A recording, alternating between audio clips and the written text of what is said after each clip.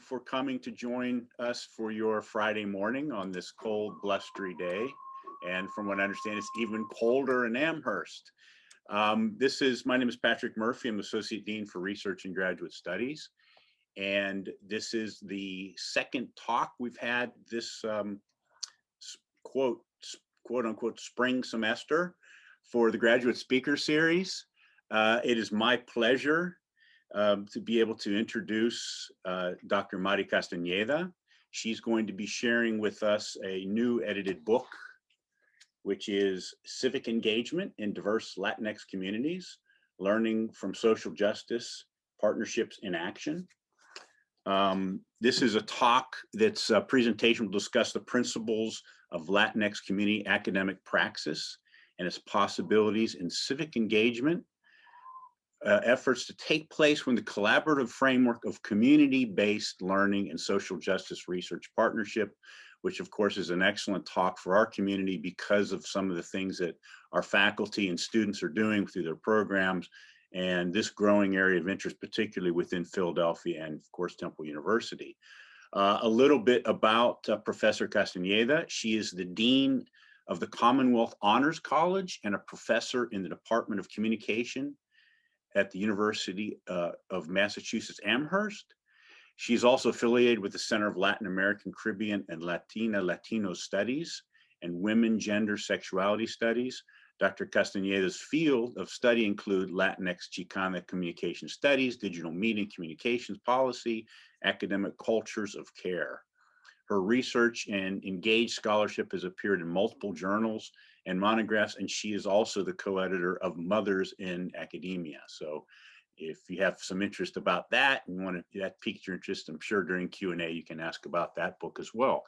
So with that, let me welcome back Professor Castañeda. She was with us a few years back doing a site study here, and so knows a little bit about the campus and discovered things about us. And so now it's our opportunity to learn about her work.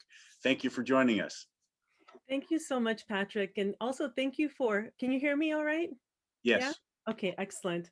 Because I know I was supposed to visit, I think last spring or last fall. I can't remember. We've been wanting to organize this for a while. So I appreciate your patience and I appreciate your continued wanting to invite me to come by. So I appreciate that a lot. And it's also wonderful, Mia, for your help in getting all of this started. So thank you as well. So I'm going to just jump in and start sharing screen if that's okay. So we can just get started. I know we have limited time and I really am looking forward to the dialogue and conversation that I'm hoping, oops, sorry, here we go, we have to go back, here we go. So I wanted to just sort of mention really quickly that in terms of this particular book project, it really was over a course of about a decade of working with scholar activists that were already working in communities doing partnerships with Latinx communities, but also with students. And one of the things that really emerged was there was very little scholarship documenting not only Latinx faculty doing this work, but Latinx faculty doing it with Latinx communities and also with students of color, largely Latinx students as well. And of course, really thinking through, what are some of those issues, what makes it different than what we've seen in the scholarship.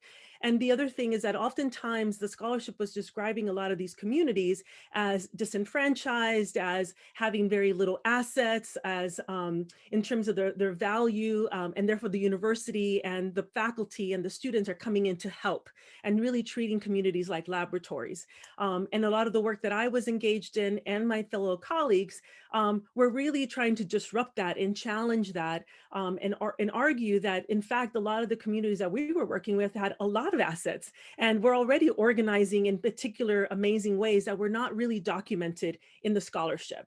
And so part of what was happening is that over the years, we were having these conversations at conferences and various different gatherings and realized that some of the faculty were not necessarily documenting the work they were doing. They were teaching these amazing courses but it hadn't been written in a journal or in a book chapter or captured in a way that really sort of showed how they were doing this work, what were the kind of impacts that they were making, not just in the students sort of thinking about these issues, but in communities and in partnership, and really thinking about that reciprocity. So I wanted to just highlight really quickly some of the key insights. And I'm assuming everyone on my screen here, I see the screen and then I see a gallery. So can everyone see everything, or is it being interrupted by the gallery? You can see everything? Great. Okay, I wanted to make sure. So what was happening is that we really wanted to capture, Latinx scholar activists, students, and communities, and really making sure that those voices, those experiences were being heard and documenting and really making an intervention in the scholarly field. I mean, that was the other piece too, is that this is not just a class that happens to be working in a community. We are engaged in knowledge creation. We are engaged in really thinking through how communities themselves are also working through various different kinds of issues, whether it's education, economic development, or creativity in the arts, and really trying to think about how do we bring those voices into the academic context in order to also disrupt who belongs in the academic context, who belongs in our universities, who belongs in the sort of the quote unquote, the sort of the canon of the work that's being produced. And so that was part of what we were trying to do with this book project. And so again, challenge, expand knowledge creation was an important part of that as well, in order to make sure that we were really taking into account that engagement and that work, and recognizing it. Here we go. Disrupting negative stereotypes. And so that was the other thing that so many of us were looking at the scholarship of civic engagement, service learning, even critical civic engagement, service learning.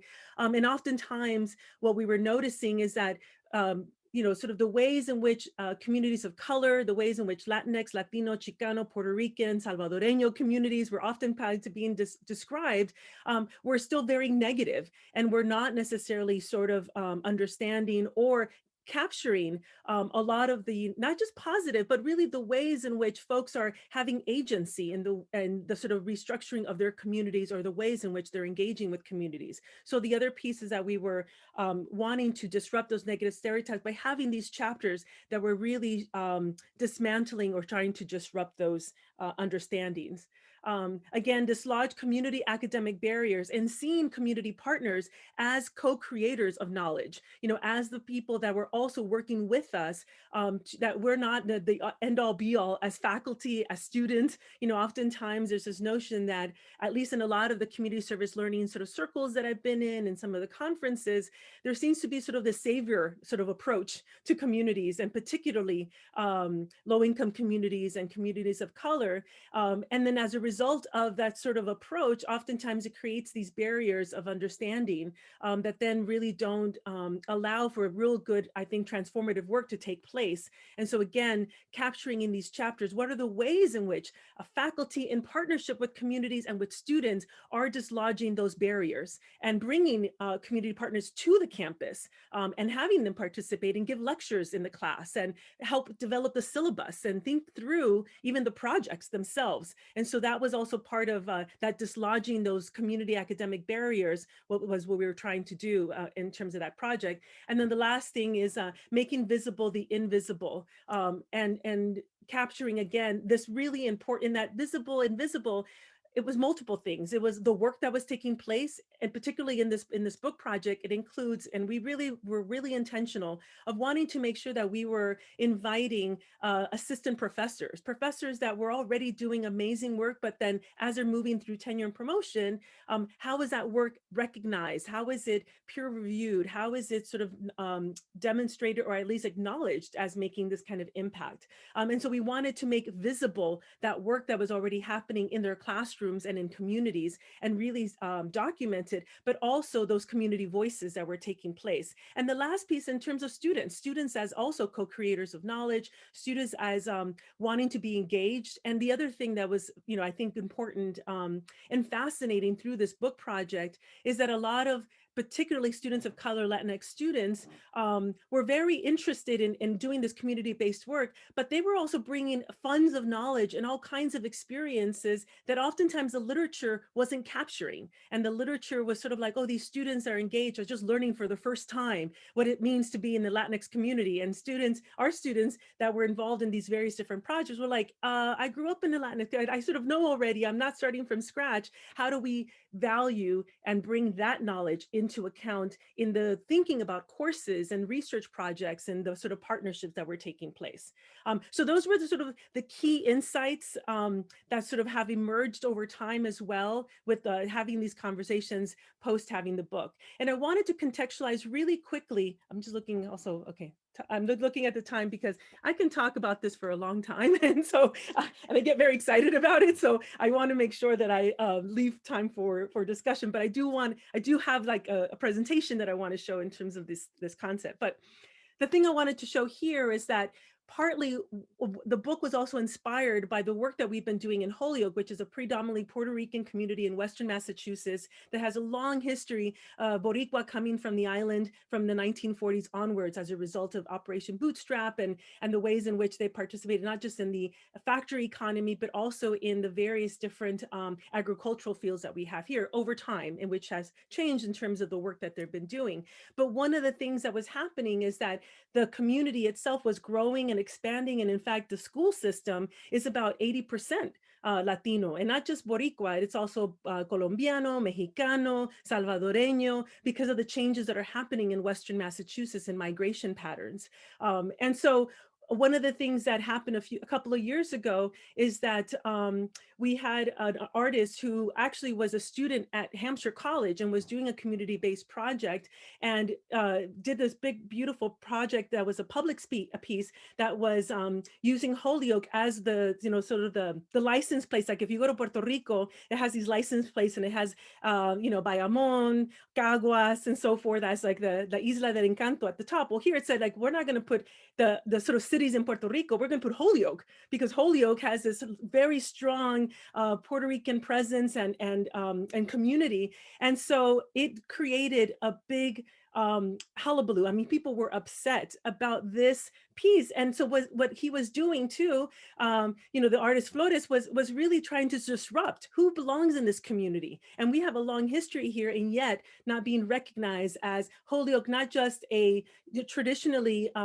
it was folks that had migrated from Canada, French Canadians, the Irish were a big community as well, historically in the community. And so it is predominantly white, but it was shifting, and it had been shifting to increasingly Latino. And so here is it making a claim to the built environment, to the city, to the schools and its spaces. And so there was a big wedge that got created as a result of that. He put this piece on a building and then was asked to put it down because there was an owner of I think it was a bar where that was facing this particular art piece and said that it was divisive, that putting this particular art piece up was divisive to the city and so forth. And we all know, we've been hearing all these kind of arguments that have been happening in the last several years about what does it mean to assert cultural sort of positionality in these spaces. And yet in the city, every year celebrates, we have like the Irish Day, and we have like we have shamrocks all over the place when we have St. Patrick's Day all over the place, and no one ever challenges that. No one ever says, hey, this is too Irish. There's too Irish cultural, and we can't be making that intervention. And so the thing is really trying to argue that if we can have this, why can't we have that? Why do they have to be either or? And why can't we sort of make sure that we're acknowledging the various different communities that are part of this city? And so that was the other piece, is that no one raised any questions about that, but this created a lot of challenges. And so that also inspired a lot of the work that we've been doing in the community in Holyoke. This is a piece that was created actually by my co-editor, Joseph Krupczynski, who's like Polish and Puerto Rican. And so he's navigating that space, as someone who identifies as biracial, but also also really trying to think about how do we use the arts and creativity to create various different kind of ways of engagement. And so this particular piece gets pulled by someone who rides a bicycle, and it becomes sort of a space for engagement and dialogue. And all those various different pieces were painted by community members, myself included. As you can see, I was very involved in also participating, but it also created a space for having conversations of what is it in Holyoke that oftentimes is invisible, needs to be visible, and particularly with regards to Boricua and Latino communities. And it really sort of generated a lot of conversation, but also interventions in terms of making space and place. So I wanted to sort of present that. And this is an example of Gerardo, who is the community member that historically is the one who pulls the piece, that it gets, pulled through the city. And again, it was very important that community members were very present in creating, as you can see here, the event that Joseph Krupczynski did, Professor Krupczynski, he's a professor in architecture at UMass as well, is also the food, language, and culture, comida, idioma, cultura. Those were came out of conversations with community partners, with various different community members who were talking about, these are the things that oftentimes don't get acknowledged. And I'm gonna skip over to next, but this is a student of his that worked on the project in order to develop this piece. I mean, being an architecture professor, an artist, he had the capacity to do this. I wouldn't be able to do this kind of work necessarily because that's not my area of expertise, but in terms of thinking about the cultural spaces in which it creates and the conversations was very, very critical. And having students participate in this was also really, really key. And I can share the link to this video and other work that they did as well moving forward if folks are interested. So I'm going to just move on just because of the time pressure.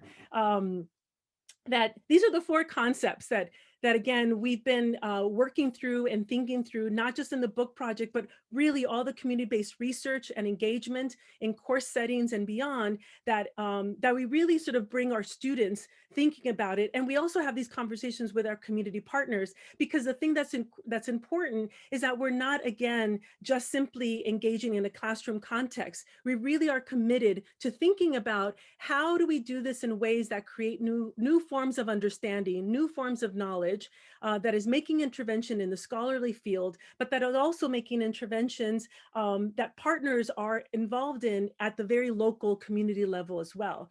And so we always engage with discussions of, we have to really think about the complexity of community. We always sort of assume community is monolithic, but it is not. There are multiple communities within a community, and that it's complex in terms of who is included and who's not, and what this means. And so really thinking that through, because oftentimes when we're working in different community settings, and in the one that I've worked in the most, which is Holyoke, and also Springfield, Massachusetts, which is about 25 minutes, half an hour south of Amherst, which also very diverse post-industrial city in Western Mass, has multiple communities, and who is there and who gets to participate oftentimes is challenged. And so we really do talk about what is that, what do we mean by community? How is that defined in this particular local context? Because that's the other thing, is that we have to take into account in this particular locale, what does that mean? And so more recently, I've been working with community partners in Springfield with WGBY, which is a PBS affiliate, but one of the projects that they have there is called Presencia, and Presencia is a bilingual, largely Spanish sort of television show that is highlighting Latino communities in Western Massachusetts. And we've had a lot of conversations about community there, because it's no longer just Boricua. It's, like I said, it's Mexicano, Colombiano, Salvadoreño, Guatemalteco, because the community has been changing. So what does that mean? The multiplicity of collaboration, so that there's multiple layers and collaborations that take place, and really defining that, and also understanding how does that multiplicity both make it both more challenging, but also increase the possibilities of what's taking there. Also the challenge of criticality. Oftentimes when we're doing this kind of work, both research projects or even sort of classroom projects, when we're doing a particular project for, say, a community partner, it's important to constantly keep that criticality front and center. but it's a challenge. It's a challenge because sometimes when we're working with community partners, there's a criticality that comes where they're saying, you know, Mari, what the way we're approaching this isn't working. You know, it's simply not working, and I need to talk to you about that.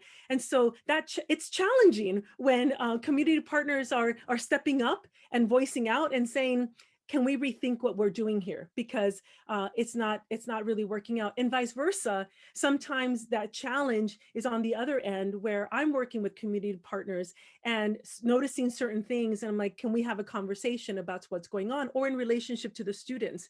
And so that challenge of criticality is very, very real, but also very, very important, because if we're not willing to step into that discomfort, but also keeping that criticality, that doesn't mean being negative. It doesn't mean being rude or obnoxious. It really is about how do we just keep a criticality front and center, and acknowledging that it's a challenge, and that it's, sometimes it doesn't always result in the things you want it to result, but that it's critical for really doing I think the transformative work that we ultimately want to make, not just in community relationships and reciprocity, but also with our students in that sort of conversation. And then the last thing, in the importance of communication. So really understanding that constant communication that is happening in that triad between faculty, students, and community partners is very, very key. You know, I've been in some spaces where faculty are engaging in a new community-based engagement with community partners and students, and they'll meet with the community partner in the beginning of the semester, and they'll say, I'll see you at the end, see you later, here are the students, bye. And a lot of community partners, particularly in communities of color and so forth, oftentimes say, again, we are not a laboratory. We want to be in reciprocity and in partnership with you. And in order to do that, we've got to communicate, we've got to engage, and I want to see you more often. I don't want to see you at the beginning or at the end of the semester. I want to build with you. And so that's been an important part of why even this book, it took such a long time for thinking about it and really bringing in those voices, because those partnerships take time, but they're important for the kind of impact that we all want to make collaboratively together. So communication is very, very key. So I wanted to just sort of present these 4 concepts, because those are the concepts that we oftentimes begin with, you know, as we start working and working through with partnerships, but also, I mean, with partners, but also with students. As we sort of go through, you know, what are the things that we have to keep front and center as we engage in this work? Because again, I don't want to be taking advantage of people or spaces, and I don't want folks to feel like, wow, you all just came here and then you leave. There's got to be a continued engagement that takes place as well. And so with regard to the book specifically, I know that Patrick showed it up, you know, as well, but, you know, maybe it's available at the library, but I did want to go really quickly and highlight 2 really quickly, 2 particular chapters that really sort of bring some of these issues to bear that I think are really, really great. I mean, they're all great and I love them all, but I wanted to show them just because they have some images that are really helpful. So the first part was rethinking community and civic engagement. The second one was community voices and the power of politics. Oops, sorry about that. And the last one is the media and cultural power of communities. Again, really recognizing that the communities have a lot to bring to bear, and how is that captured in terms of acknowledging, you know, that work. Oops. Sometimes this thing doesn't work very well. Sorry about that. So just quickly, because again, I don't want to spend time going over like all the specifics of the book and so forth, because you can easily sort of find it online and so forth. But I just wanted to just sort of show the various different things, the various different chapters and sort of themes that the faculty were sort of focusing on. And in some cases, we're really working. So for instance, chapter 5 here with Clara and Patricia and Amelia were undergraduate students at the time. So they co-wrote the piece with Clara when they were doing this public humanities engaged learning project. And now I think a couple of them are now in grad school and so forth. But that was the other piece, is that we were encouraged the faculty to think through how can they author with community partners or with students, because again, recognizing that the students have a lot to offer, in these analysis, in this writing, in this thinking, and so forth. And so that was just one example of that. And then again, the community voices and politics of place. So various different pieces. The one I wanted to highlight here is Judith Flores Carmona, who worked with mothers, Latina mothers, in thinking about, particularly in this xenophobic era, what does it mean? What are mothers' pedagogies of cultural citizenship that happens in communities, not just in their homes, but the ways in which those pedagogies are the ways that are oftentimes reshaping community engagement and community power. And then the last one is on expanding media and cultural power of communities. Because again, oftentimes, as we know, as media studies scholars, what are the ways in which Latinos and Latinos in its whole diverse, sort of complexity get represented, and oftentimes are not seen as having power, as having presence in a media, mass media, more traditional capitalist context. But if you go down into communities, people are like, what are you talking about? I've got power. Like, this is the way in which we're reshaping the community, either doing smaller projects or in the schools or in community settings, community centers. And so we really wanted to document, again, how is that actually taking place, even if it's not always recognized in a much more traditional mass media context, the ways in which folks are pushing back and developing different ways of having voice and space and taking space. So this is the one I wanted to highlight really quickly, which was Celeste Gonzalez de Bustamante's piece on the Arizona Sonora 360, which she worked with largely Latino, Chicano, but also students of color, white students as well, that were all journalists, student journalists, and really trying to document what was happening along the US-Mexico border, along with partners in having them understand how do we capture those voices. And so they developed this whole sort of online space to really sort of give folks an understanding outside of the university context of what was going on in terms of the frontera and the security issues, and really sort of trying to map that out along with her students and community partners.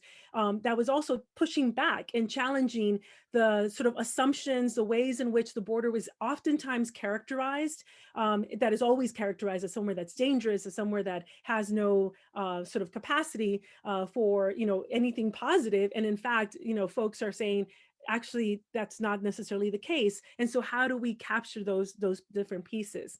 And so this is just a really short piece that I wanted to show that they produced. My ancestors were here and they did not have a fence. For 7,000 years, my family went back and forth in this land. And now, at this day, I still have to have a permanent resident alien card that says I can cross that border. It speaks about the migration all over the world, and that all of us can consider changing this paradigm that is no longer working for anybody. I need for people to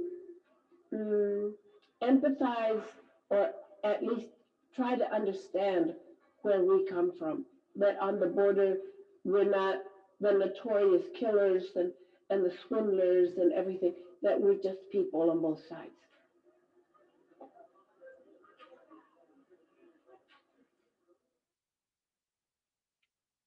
And so one of the things that Celeste does in her chapter is really sort of outlining how this project came about. What are the ways in which both students and community partners engage in trying to, again, reformulize and rethink the ways in which the border is oftentimes characterized in more mainstream media, but what are the ways that specifically her students' understanding of the border and using media as a way of disrupting that was also part of what she was trying to do. And so again, what are the things that are happening that are the students are coming with their own sort of notions and assumptions of what that is. And it's not until being in that experience and really engaging with community partners and seeing the land itself in a very different context that starts sort of challenging that. Because the other thing is that we're working towards the notion that these students are going to be graduating and making their own interventions in their communities. I mean, this is not about just right now. It's about the fact that you're planting a seed for the work that then will be happening once they leave and once they're working, either going on into graduate school and becoming scholars themselves, or they're going to be working in some kind of community settings or in whatever work that they're doing. How do they bring that both a social justice critical sort of mentality to that, but that's just not necessarily just a framework, that really is an understanding that deepens how we're engaging as well. And then the last one I wanted to mention is this other piece on lessons from migrant youth and using digital storytelling, which is not a new concept in terms of digital storytelling, but its power is really fascinating and I think really important for thinking through how it can be utilized in a really small space, but that actually can have some big impact for the folks. And so I'm going to just show again a really brief video of Rogelio's piece that he also produced. And actually Rogelio is in your neck of the woods now. He used to be at Mount Holyoke College, and now he's at Drexel University. Is Drexel there? Yes, but it's so there. Yeah, so he's at Drexel now. And I think he's like the chair of global studies. I haven't talked to him in about a year. I get to touch base with him as well, but he's over there in Philadelphia also trying to bring what he did over here in Western Mass in that space. So I'll show his piece now. Hola, me llamo Rogelio Miñana, and I teach in the Department of Spanish, Latino, and Latin American Studies at Mount Holyoke College in South Hadley, Massachusetts. With my long-term community partner, the Latino Youth Media Institute, and other 5 college institutions such as Smith and UMass, I am carrying out Project Share, a searchable catalog of Latino digital stories from Western Massachusetts. This project has been generously funded by the Mellon Foundation through the 5 College Digital Humanities Project. In 2010, I established a partnership with the Latino Youth Media Institute in Springfield, Massachusetts. Our main goal is to collect and disseminate personal narratives from Latino residents in Western Massachusetts through digital storytelling. Digital stories are 3 to 5 minute videos in which the author narrates a personal story over still images or video. While mainstream media focus mostly on negative statistics on crime and school failure, we strive to offer a more complete picture of the mosaic of voices and experiences that populate our local Latino communities. With grant support, we have cataloged and tagged over 100 digital stories, uploaded them on our YouTube channel, and wrote the code to search through all these stories by author, keywords, language, and more. We aim to make these digital stories available to a broad audience for a variety of purposes, including showcases, research, and public policy discussions. To offer but one example, between March and May of 2013, WGBY 57, our local public television station, aired a number of segments on the broadcast Connecting Point on the Germán Gerena Elementary School and the broader topic of education in Springfield's Latino community. This series featured several of our digital stories alongside interviews with public figures such as the city mayor, the school superintendent, community activists, and educational leaders. Project Share represents a concrete application of the digital humanities to a broader endeavor of both public and scholarly interest.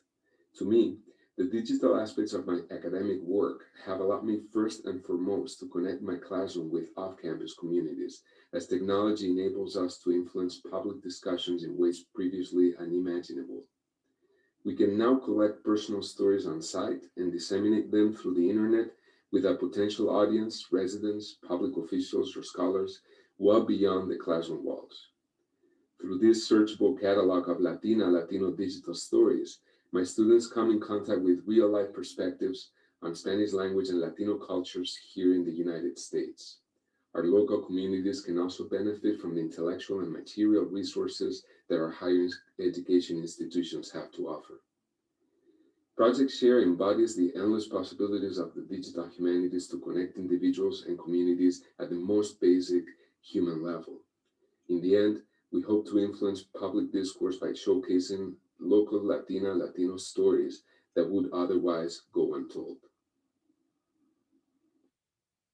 So I think the thing that's really key here that both Rogelio mentions, and I think the same thing happening with Celeste's chapter, but also really the book as a whole and a lot of the work that's taking place is about also really trying to make interventions into public discourse about specifically Latina, Latino, Latinx, Boricua, Mexicano, Chicano, Salvadoreño communities that oftentimes don't get recognized in the ways that we feel is really capturing what we're seeing when we're engaging on a very human, both and connective level that's taking place. So I wanted to wrap up because I know I'd love to hear what you all are doing, but also any questions that folks may have, about this kind, about the book itself, but also just sort of the different projects that are involved in.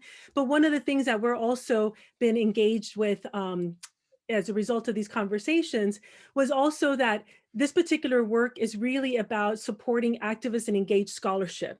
Because in academic context, well, one of the things that we find oftentimes where people especially are trying to find jobs when they're finished up the grad school or they're in tenure and promotion cases, how do we recognize this work as being meaningful, as being impactful, and as really as contributing to the knowledge creation that we're doing in academic context. And so one of the things that we are also engaged in these conversations are about how do we recognize the impact of this work in terms of tenure and promotion, financial support for community-based projects, and then also alternative community academic projects and spaces, and really recognizing that those have value within academic context as well. And for me, partly I've been inspired by the work that I did as a graduate student working when I was at UC San Diego doctoral program, working in Tijuana, and with doing a lot of work there with community partners, but also with faculty that were doing that work. So for me, this is something that's been inspired from way back from the work that I did as an undergrad, and I mean, as a graduate student, and then also the ways in which they were talking about these particular issues as well then. Also the value of the innovative methodologies that this work draws from and extends. So again, how do we recognize the multimodal interdisciplinary knowledge creation, critical social movements and activist intellectual traditions, and the collaborative work with students and community partners, that this work has that possibility. And so how do we recognize that in the various different ways that we participate in an academic context? And how do we encourage students, especially and including graduate students, to engage in this kind of work that has value and meaning for the kind of things that they hopefully will be doing as they become faculty and scholars in their own right. And then the last thing is applying a critical lens towards our institutions. So that's the other piece of that we're also very committed to in having these conversations, not just with our authors, but various different colleagues across both the US and beyond that see themselves as activist scholars and really see the work that they're producing as not just simply about benefiting the institution, but for me, what is the point of being in these spaces if it's not going to be about working in partnership with communities and thinking about education as a pathway for liberation and transformation. I mean, that is my goal, and that is my purpose, and that is the thing that motivates me. And if I'm not going to be able to do that, then it feels like then I've got to do something else. And luckily, I have been in an institution that has absolutely supported that. And so one of the things that we've been doing is then trying to catalyze institutional reform in terms of diversity and inclusion conversations. Right now, I'm involved in a project with Imagining America, where they're trying to really think through how do we institutionalize these kinds of activities that are taking place and recognize them as important in the various different ways that institutions recognize, for awards and student, for faculty and scholarship and for student scholarships and so forth. Also recognize and interrogate whiteness and privilege, in the ways in which this work is taking place historically. And so what does it mean when faculty of color are engaging in communities of color? And so that funds of knowledge and background knowledge that comes to that space is also just very meaningful and important to recognize. And it's not as if we're just sort of entering into the space for the first time, but how does that oftentimes there tends to be a more sort of ways in which the institution and its engagement with communities doesn't necessarily take into that cultural assets that community have in that conversation. And then again, creating an inclusive curriculum and developing critical approaches to civic engagement service learning. So these are other bigger sort of projects that we're engaged in, that this work is meant to inspire and lead us forward. And so with that, I'm going to stop.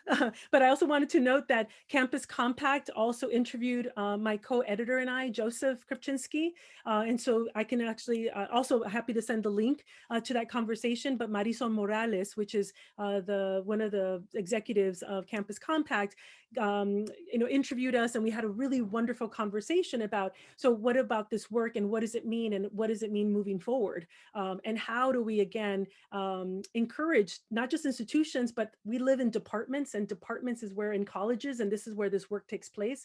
How do we work towards encouraging and working with them to acknowledge and recognize this kind of work, as well. So with that, mil gracias for inviting me and letting me talk 100 miles an hour, here. But love to hear your, your thoughts, your reflections. But I'm also really curious to hear what you all are doing over there, because I know from last time when I visited, there was a lot of energy and already a lot of conversation of what was happening in your neck of the woods. And so I'd be eager to hear, so what's happened since then, or what's going on. Because there's a lot of good stuff happening, I'm sure. And there's a lot of work to do, as well. Thank you very much, Madi. You've given us a lot to think about, and certainly numerous entry points. And we've already got 3 or 4 hands raised, yellow hands raised. We'll start with Clemencia and Dennis and Joshua and Lauren. So there's 4 right there. Clemencia, if you want to jump in. Yeah, thank you, Mari. This was awesome as usual. Every time I listen to you, have a million questions, but I know there's many, so I'm gonna ask only one, and it is, can you expand a little bit on the bottleneck that I always find is the legitimacy that this type of scholarship has in tenure and promotion cases. So the question very briefly is, would someone in your department get points for one of these chapters? Have you found that, this type of scholarship is not, it's praise and there's lip service given to it, but when it comes to the tenure and promotion cases, the questions are, the impact factor of the journal, what kind of journal it is it an ICA or NCA journal? Are they first author? I mean, questions that have absolutely nothing to do with the value of the knowledge that is being produced, but still we're dealing with that in our institutions.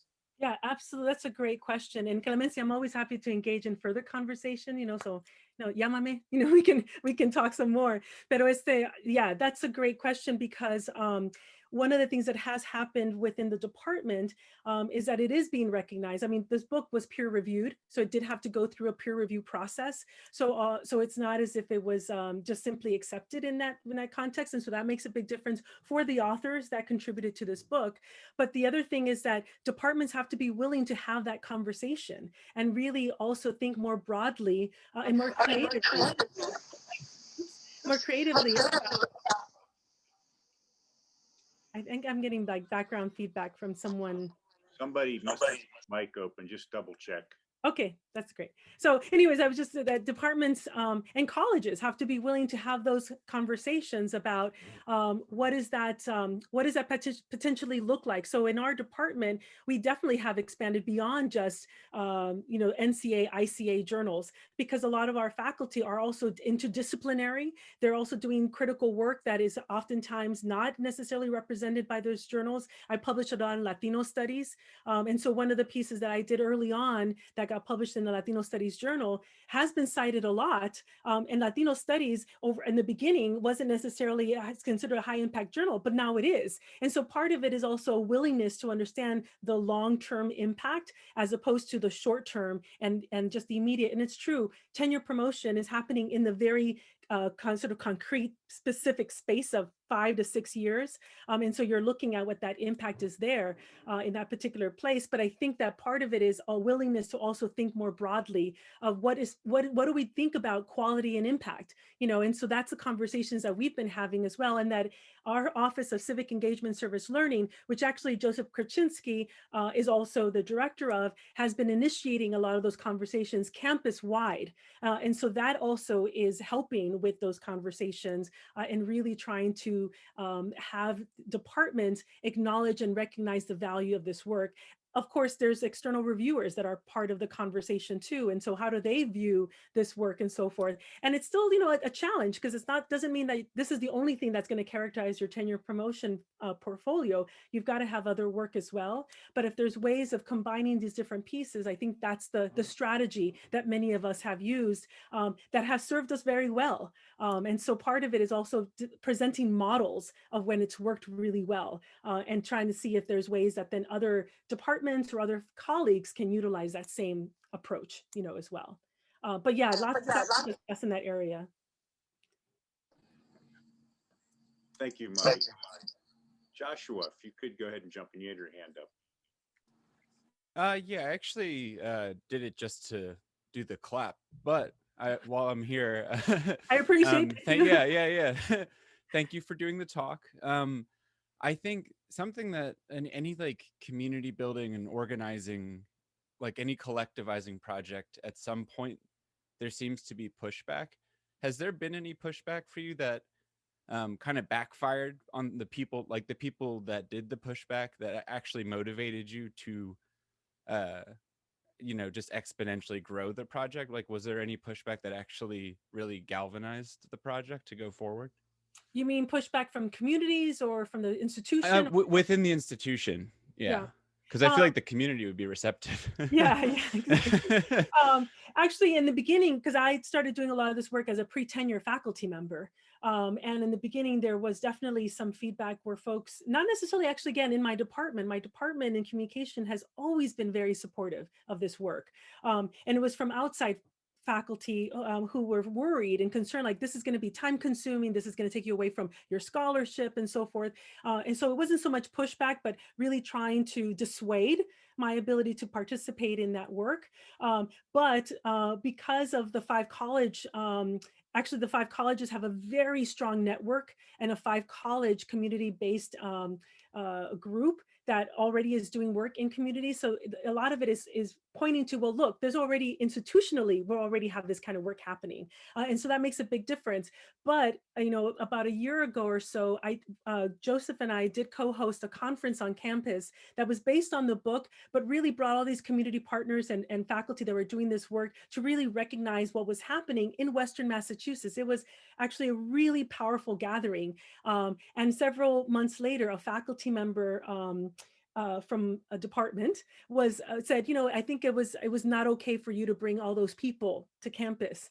It was actually very not like serious scholarship, and in some ways he didn't say like embarrassing, but it was why are they here? And so of course it made me really upset about that, because again, notions of who belongs in the university, and it definitely galvanized me even more, where I'm like, oh, you know what, we're going to bring more people to campus, because the thing is that it's a very narrow understanding of knowledge creation, and so that's the thing that we're pushing back. So yeah, there's sometimes individual, but institutionally there's been a lot of support. And I think part of it is because a lot of the work, we're really trying to publish about it and really get it out there in peer-reviewed spaces, and trying to make sure that it gets recognized in journals and so forth, because we still have to participate in that. And I want to participate in that because it's important to make those kind of scholarly interventions as well, not just in the classroom, also.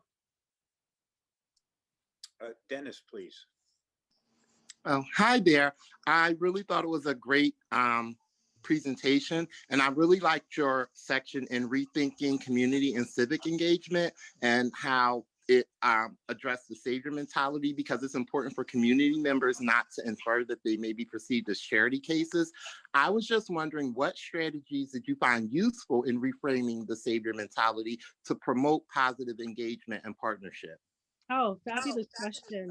Um, I mean, one of the things that happens first is whenever I sort of begin a community partnership, is that I I meet very frequently with community partners, but also really begin with not a sense of this is the project that I want to work on, but what is it that we want to work on together? What is the shared issue that we want to address?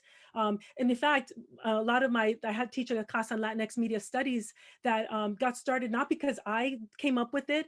A community partner that was a Latino media producer from the area contacted me and said, Mari, we don't know each other, but I want to talk to you about you creating a course that would bring students to the space so that we can have a dialogue about how do we use media spaces to disrupt a lot of the negative sort of conversations and discourses happening about Latinos, Boricua in the area. And for me, that was one of the ways of really recognizing the power that community voices have and saying, hey, I want to work with you, but I really feel like it's important for you to understand where I'm coming from, and being willing to say, oh, okay, I'm gonna create this course with you, and I have to have my department approve it. And the way that I was actually able to get it approved is say this community partner is depending on me, like they're depending on me to teach this course, and it's a course that's been been offered for a very long time. But it's from the beginning really having that conversation of I'm not here to save you or the space. It's about working collaboratively in a space of reciprocity. That's really, really important, because a lot of times the community itself says that faculty come and they want to sort of want to help, but they really don't understand also what is the history of what's already been happening in the community. And so that's another thing that's really critical for that, is understanding that history and not just sort of coming in like for the first time. But I think developing really good partnerships and relationships, where a lot of partners for me are now really, really close, deep friends. Like they're not just a partner, they're people that I consider like familia, and that I'm very committed to making sure that the work that we're doing together, which also allows me to have that challenge of criticality of like, hey, you know what, we need to talk about X, Y, Z. That also is very helpful for moving the work forward, as well. I hope that answers the question. It definitely did. Thank you. That was a great answer. And I really like your approach. Thanks for your question, Dennis. It was great. Professor Kogan. Hi. First of all, thank you. This sounds like such a great book. I'm definitely going to take a look at it. My question, I think, was partially answered in your response to Dennis, but I'm going to ask you to expand on it a little bit. So I just, in my head, I find it very challenging to think about how to create a meaningful community project that would fit into the course of a semester. So I was wondering if you could maybe just, very briefly kind of talk through the timeline of that and how you got that to work, and just sort of generally how you went about approaching it. Absolutely. I mean, these things take time, right? So they're not, and that's the thing. We think in semesters, sometimes even academic years. Community partners do not think in those terms at all. I mean, they're like, I'm here all the time. I'm even here in the summer. So, we need to think about how do we do this work?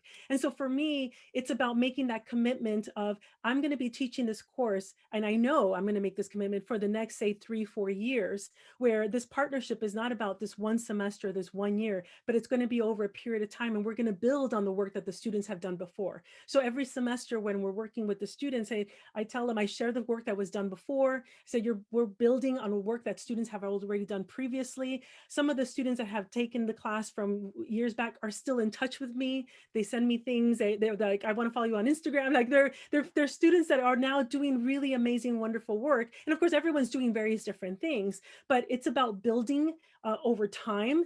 And so that's the other piece, is that really transformative, I think, long-term engagement is necessary in order to be able to do that. Because if you're expecting, and that's a challenge, communities oftentimes say, don't tell me you want to just work with me with the 1 semester or a year, because that's all of the time you have. You really need to sort of make that commitment. And that's really hard. But if you're thinking about it over a period of time, and also working with community partners from the beginning, because I tell them, I want to write about this. I want to think about this. I want to present about this. Is that okay? Can we present together? And I've also asked them, them to co-author with me, present together. A lot of times, actually, all of them are like, "Nah, it's okay," but I'm glad that you're going to be doing X, Y, Z, and let me give you some feedback. And so the plan is to really think about it over a period of time, and then building on the work that students have done. And I work really closely with the partners to say, okay, this is a syllabus. What do you think? This is what I'm thinking. Do you have any feedback? How can and it's actually the place where we've built a lot of really positive relationships and connections, because there's things that I'm not thinking about that they say, you know what, I think we have to address X, Y, Z. And then they come to the class and actually give lectures in the class. And then we go to the community site and we have class there. So we also talk about the city as a classroom.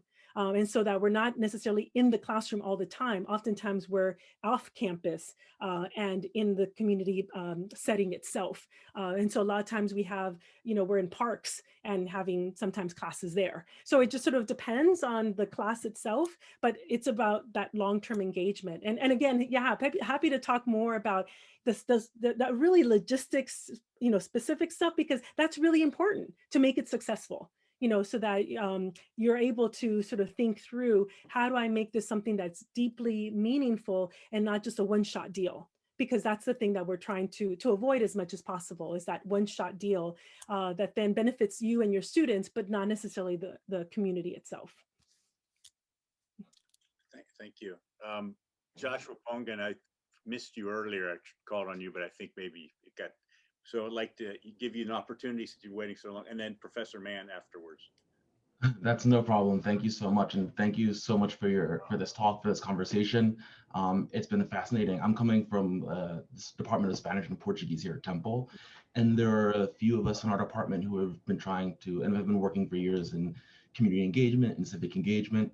And it's something that we've been really excited about. But there are also a lot of faculty in our department who are interested in it, but like you said, to do it right, it's a commitment, it's dedication, and there are a lot of stakeholders involved, and you want to make sure that you are being true to all of them.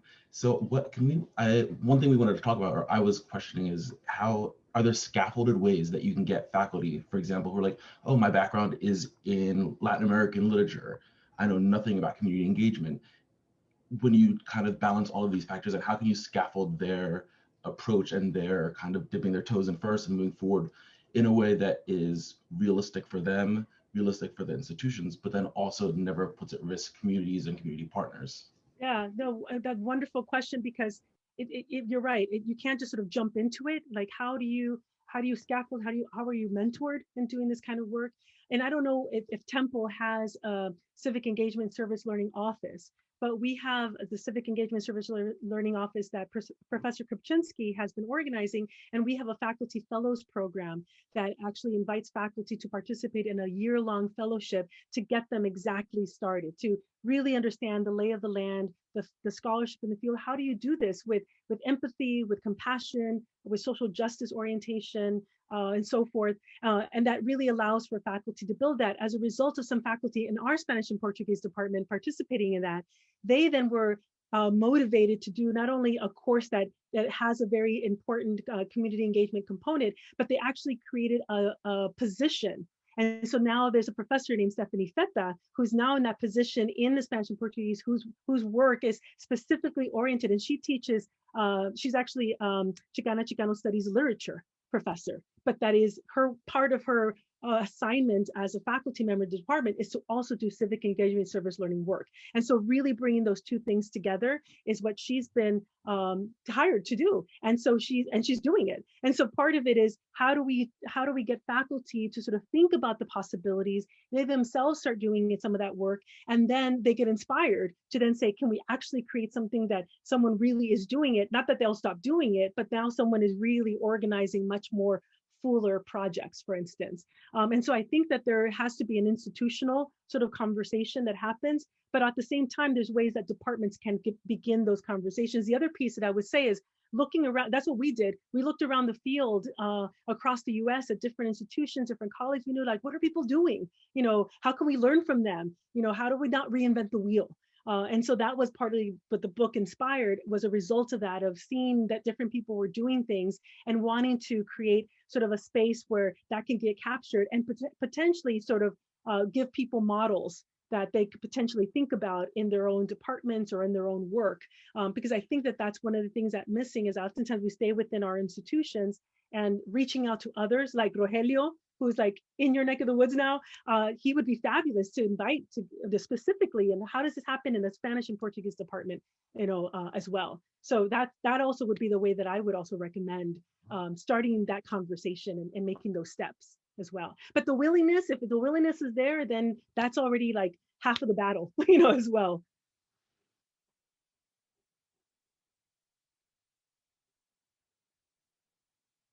Patrick, no sé si hay otra persona or there was someone else that. Perdón, Joshua, thank you for that question. It was great. And Mari, you've certainly brought up a few things that we would love to see here, like a civic engagement office. Larissa, please jump in. Hi there. Thank you so much for this.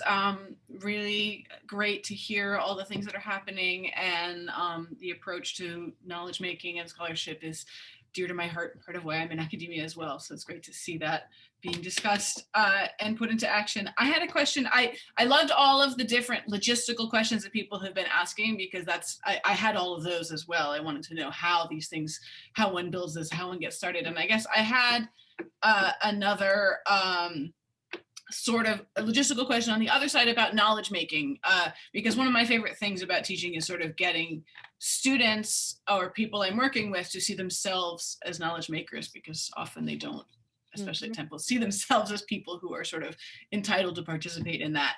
And I was wondering if you could talk about the methods that either you used or other people working on these projects used, going from the event, the community engagement event, into the writing process. Like, the one way is to say, well, I do the writing for the job or for the requirement, or the academic stuff is for the academic world. But I'm hoping that the writing can also be part of bringing community members and students into the knowledge making, and also making whatever is is being read possibly interesting to some people outside of academia, right? So I was wondering if you could talk a little bit about that process of how you go from the, the really cool, like the guy on the bicycle, to the knowledge making in a written form. Yeah.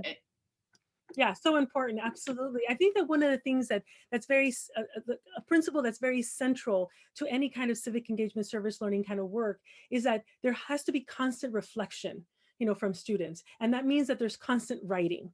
So that it's not just, and it doesn't have to be just writing. I mean, more and more people are also moving towards reflection in video, like Flipgrid, where they're submitting reflections, but then that still produces transcript as a result of that, sort of video as well. But that constant reflection and that connection to scholarship is very important for sort of thinking through, okay, so how do we make sense of this particular piece that we're engaged in?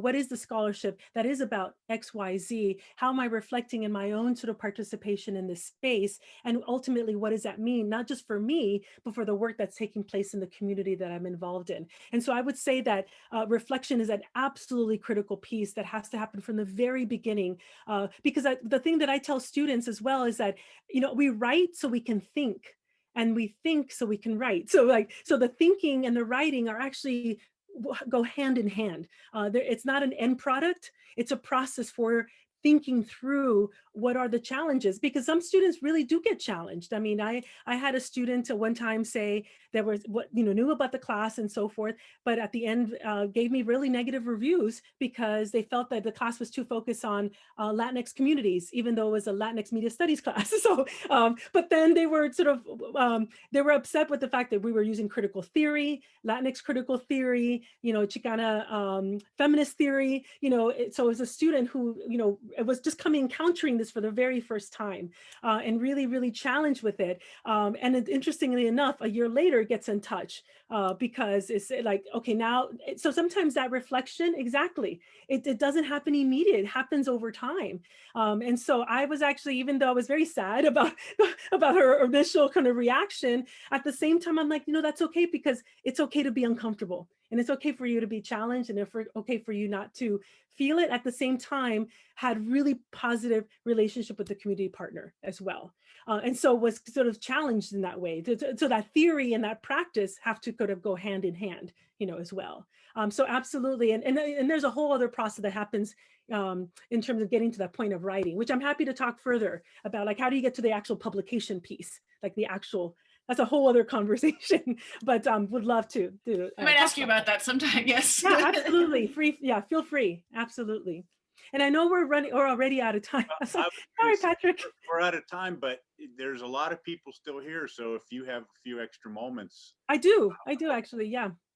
We have a question about your book, Mothers in Academia, but before we transition to that question, because I think mine dovetails with I have one, I'm going to put my administrative hat on here. And this is something that maybe you can speak from personal experience, or maybe it's a theme that popped up in some of the chapters. What are some of the ways in which you've overcome institutional challenges?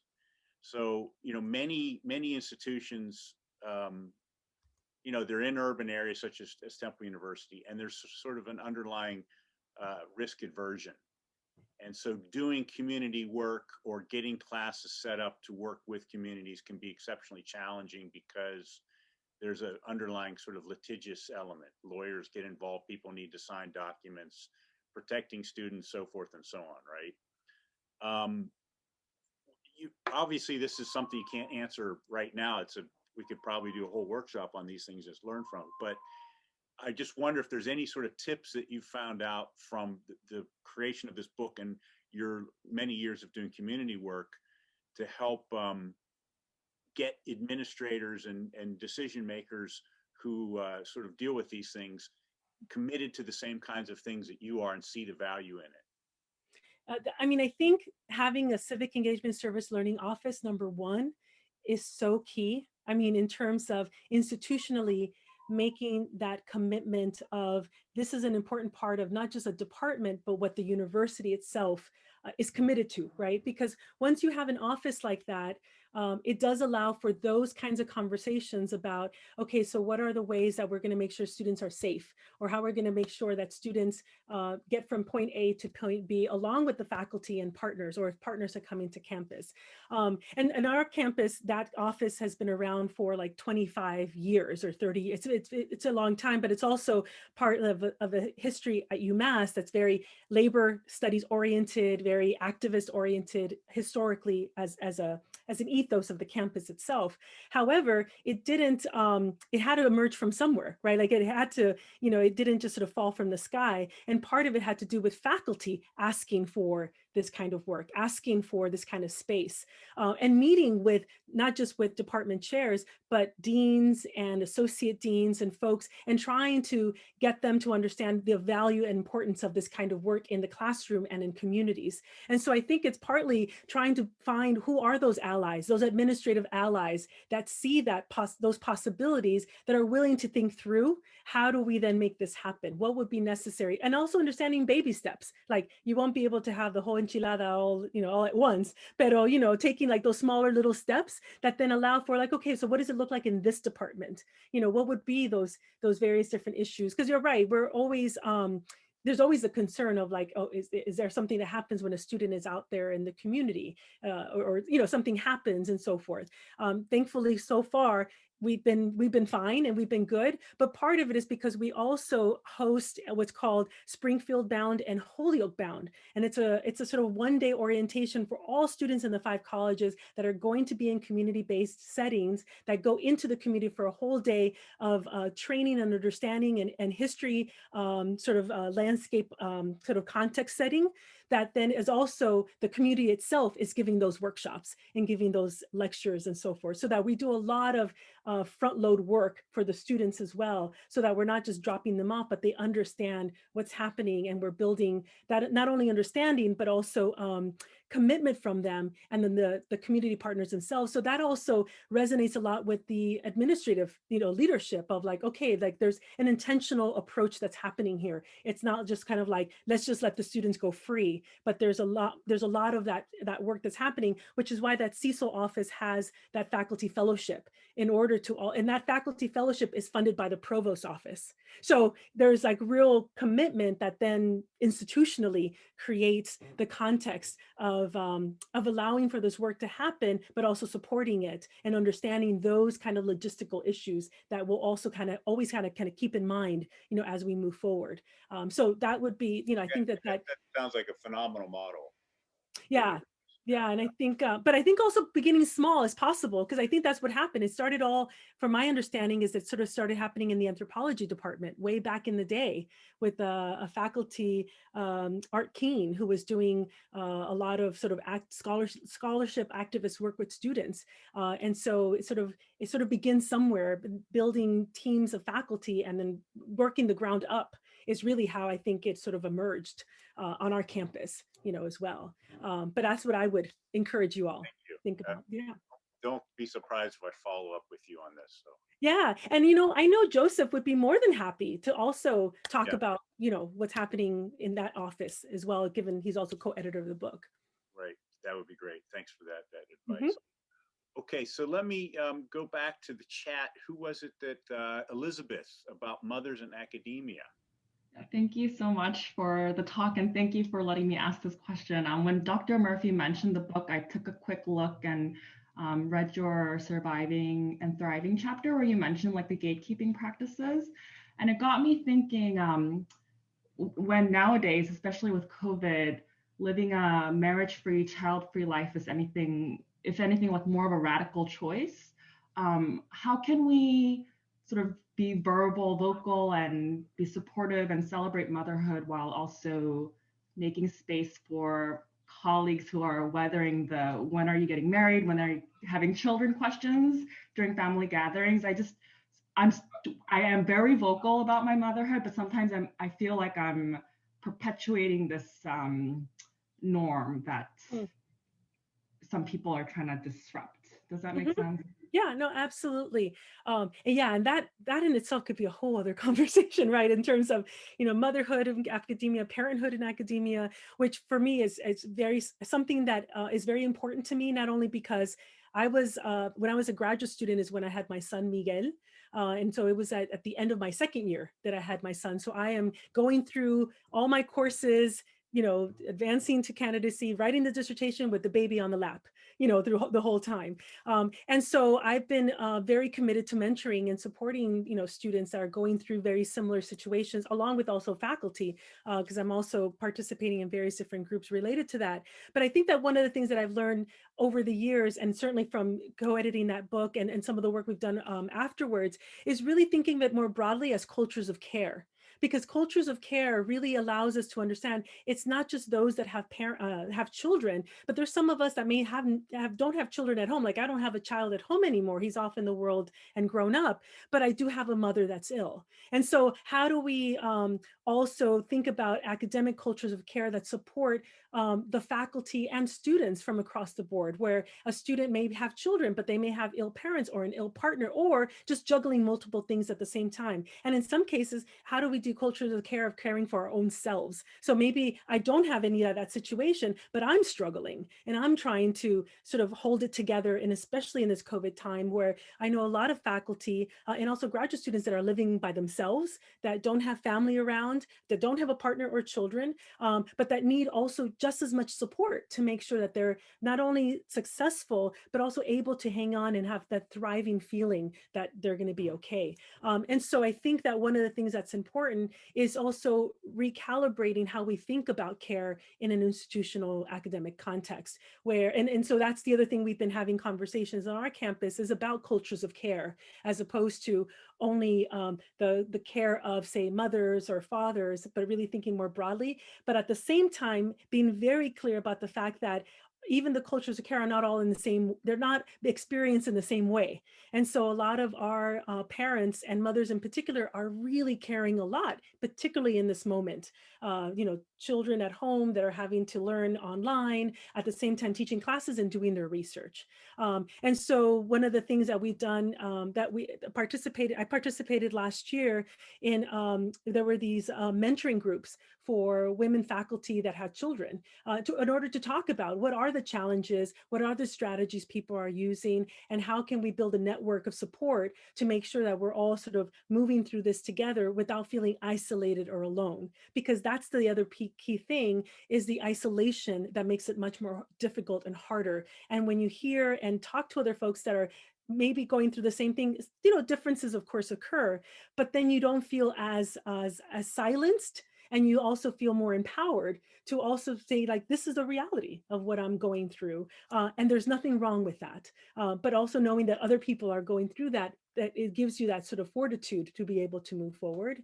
But I think that there's a lot that our institutions can do, but at the same time, there's a lot that I think students and faculty could also do to support each other in that process. And it doesn't have to be a big group, but even just 3 or 4 folks makes a huge difference in being able to talk about that, as well.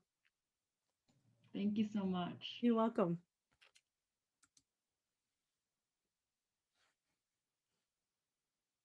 So Patrick, I think you were muted. Oh, I'm muted again. Sorry. That's okay. I muted myself to avoid the feedback, then I forget. That's all right. Oh, you're muted again. You're muted again. I don't know how that happened. Okay. Thank you so much for joining us today. And I do see that Christopher Mallow raised his hand. Maybe we just slip in one final question before we shut things down. And sure, as people are sort of starting to filter out. Yeah, no problem. Thank you. I appreciate the talk this morning. It was certainly informative. One thing that you said that kind of piqued my interest. I'm the program manager of the capstone class within the journalism department. And essentially what students do is go out and embed in a particular neighborhood for the course of a semester. The idea is, as opposed to having journalists kind of parachute in and out just when something scandalous happens, that they're more embedded. One of the things that I tend to think about, though, is even though, embedding a student for 3 or 4 months is better than nothing, I think about the continuity, and you kind of brought that up as far as, how to maintain that. One of the difficulties that I say is, for our purposes is, we have a city of, 1.5 million people, 142 square miles, and I essentially have 40-ish students trying to cover that. And one of the things we do is move around coverage, from one neighborhood, different semester will be in a different neighborhood. So one of the things I think about is that harmful? Because it is tough to build and maintain these relationships because, 3 or 4 months is great, but it's only 3 or 4 months as opposed to being able to continue coverage semester after semester after semester. So I just don't know if you had any thoughts about, to a certain degree, is that better than nothing? Is there still a harm there that should be considered? I don't know if you could give me something to think about or point me in directions about how to build and maintain these types of relationships, while also the reality of the resources that we can kind of bring to that. Yeah, Christopher, I was wondering, do you meet with these community partners or with these various different sites that students are working for the course of the whole semester? Like, is there sort of like a pre-semester meeting that happens like, okay, this is what's going to happen. This is how our students are going to come in. Do you have any issues, questions, concerns? I don't know, what's the pre-work that happens before the student enters into that space? We try. I mean, I try to be a bit of a liaison and provide a face of consistency from semester to semester and year to year. But the reality, again, is based on the resources. Is we'll end up sending those students out into close to 20 or 30 different communities. So for me to every semester make these inroads. And then the reality is that the next semester we may not be in those same neighborhoods because we try to move coverage around to try to be equitable.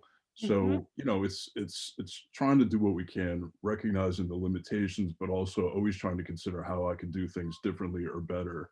And also trying to be aware that, is there a harm that's being created that I'm not aware of? So, some of what you brought up today just kind of made me think about that and how to reconsider that moving forward. No, I think that's great. And I mean, part of it is if there was a harm, I'm sure you would have already heard from it. Yeah, people would speak up most likely and say like, you know what, this is really problematic. And it sounds like that hasn't happened just yet. But one thing that our Cecil office does is that it does organize I think it's either a yearly or a semester, I think it might be yearly, community meeting, where it brings people together. So that way they're not doing one-to-ones, because that's, like the same thing, it's just too much.